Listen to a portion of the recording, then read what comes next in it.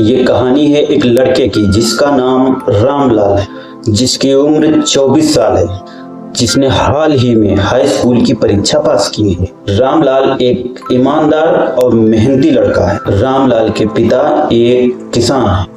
एक दिन रामलाल को खबर मिलती है कि रेलवे में सहायक स्टेशन मास्टर की पोस्ट के लिए परीक्षा होने वाली। रामलाल ने ये बात घर जाकर अपने पिता से बताई। रामलाल के पिता बहुत खुश हुए और अपने बेटे को नसीहत करते हुए बोले, बेटा मेरी दुआ तुम्हारे साथ है, तुम परीक्षा में जरूर पास होगे। आखिरकार रामलाल उस परीक्षा में पास हो जाता है और उसके घर जॉब ऑफर लेटर भी आ जाता है। घर वाले बहुत खुश होते हैं। अगले दिन रामलाल रेलवे पहुंच जाता है जहां इंटरव्यू चल रहा होता है। जब रामलाल का नंबर आता है तो अधिकारी की बात सुनकर वो बहुत दंग रह जाता है।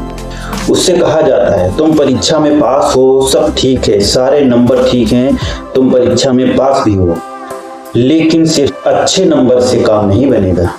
रामलाल बड़ी हैरानी से पूछता है, तो सर हमको क्या करना पड़ेगा?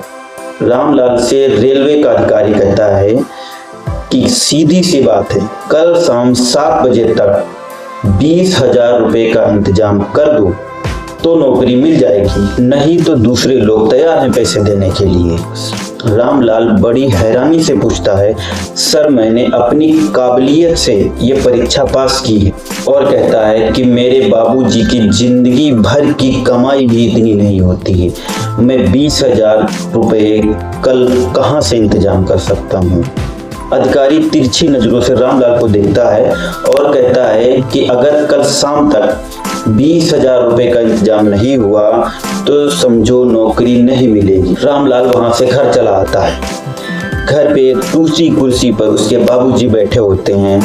उनसे पूरी बात बताता है। पहले तो रामलाल का चेहरा देखकर बाबूजी बहुत खुश हुए कि शायद मेरे बेटे की सरकारी नौकरी लग गई, लेकिन जब उसकी बात सुना तो बाबूजी ने पीठ पर हाथ रखकर उसको तसल्ली दी। रामलाल ने पूरी बात बताई कि अधिकारी 20,000 रुपए मांग रहे हैं नौकरी के लिए। रामलाल तुरंत बोलता है, बाबूजी हम अपना खेत बेच दें, जब हमारी नौकरी लग जाएगी तो सारा खेत वापस ले लेंगे। बाबूजी रामलाल के कंधे पर हाथ रखकर बोले, बेटा वो सिर्फ हमारी जमीन नहीं है, हमारी इज्जत भी है। अगर आज तूने रिश्वत देकर वो नौकरी ले ली तो पूरी जिंदगी उसी भ्रष्टाचार की गुलामी में जकड़ा रहेगा। क्या तू अपनी पहली तनख्वाह उस बेईमानी की बोझ के साथ लेना चाहता है? रामलाल बोले, पर बाबूजी मेरी मेहनत और मेरी पढ़ाई। रामलाल के पिता बोले, बेटा तेरी पढ़ाई तुझे काबिल बनाती है, मजबूर नहीं बनाती। अगर व्यवस्था सड़ चुकी है तो इसका मतलब ये नहीं कि तू भी उस गंदगी में उतर जाए। याद रख, जो नौकरी सौदेबाजी से शुरू हो उसमें कभी बरकत नहीं होती। रामलाल अगले दिन रेलवे अधिकारी के पास जाता है। रेलवे अधिकारी उसे ललचाई हुई नजरों से देखता है और बोलता है, क्या हुआ, मिठाई का इंतजाम हुआ? रामलाल अपनी फाइल उठाते हुए बोलता है, नहीं सर, मेरी काबिलियत मेरी है, आपकी दी हुई भीख नहीं।